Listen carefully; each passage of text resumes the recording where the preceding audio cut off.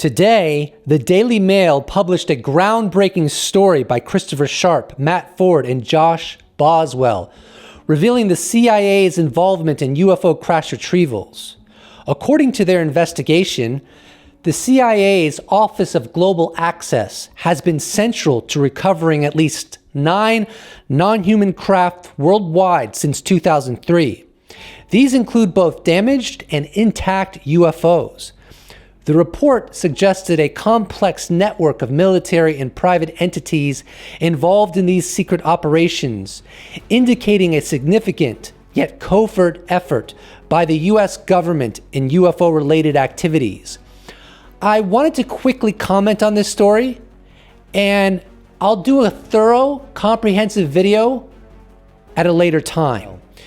I was just thinking about, assuming this is true, right? And no proof has emerged, and no proof may ever emerge, but assuming this is true, how sick it is if the US government is monitoring non-human craft in our world and retrieving them when they crash and studying them and having intimate knowledge that not only are we not alone, but we're being engaged by non-human intelligences, and they're completely in the loop of this reality, and they insulate that from 8 billion human beings. That's sick. I'm sorry. That is sick. I don't know. If there's an argument that could be made to persuade me that that's not sick, that that's justified, that is not antagonistic toward humanity, toward freedom, toward scientific inquiry, toward rationality, toward etiquette, decorum, and all that good stuff, I'm willing to hear it. And if you can persuade me, then persuade me. I'm always open to be persuaded. But it's really sick, in my opinion. And I could perceive some people within the national security apparatus all upset and bothered by this coming out, as it has been coming out, and it's been coming out, it could be argued, in an accelerated way with David Grush coming on the scene. But when I contemplate people in the national security apparatus getting disgruntled over this, to me it reminds me of someone who held up a whole bank, right? Armed, stole money from that bank, runs out of the bank, and on the way out, they trip and fall because there was a boulder somewhere that they weren't aware of. And so they're getting angry at that boulder. How dare you? How dare you be in my way as I try to steal money from this bank and get away, right? That's completely irrational. That's cray-cray. In that same light, if you've been lying to all 8 billion human beings, if you've been meticulously engaging and taking advantage of the process to keep oversight out of the loop so you could do whatever you want, whenever you want, being tyrannical and withholding information from the public and oversight and many members of government who have a need to know, and then it comes back to it blows back on you. What are you getting upset about? What are you getting irritated about?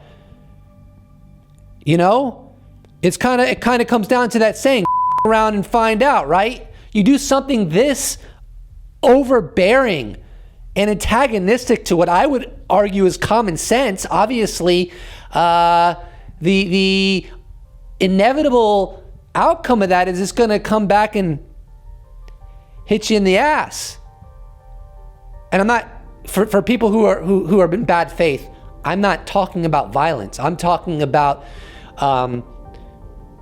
the court of public opinion and how people will perceive this. Because it's hard to even see it through a rational lens. You can cite national security only so much.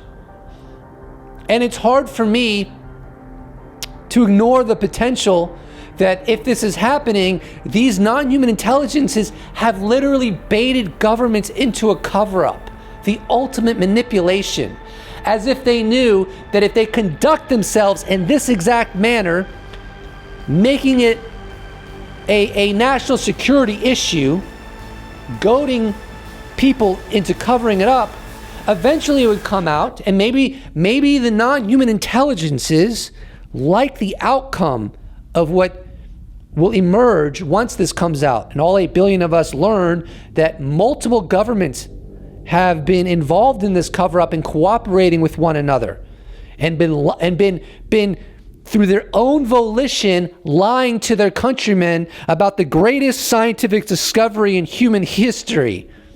Yeah, f*** around and find out kind of thing. Not a wise thing to do. You know what I mean? There are consequences to decisions such as these, right?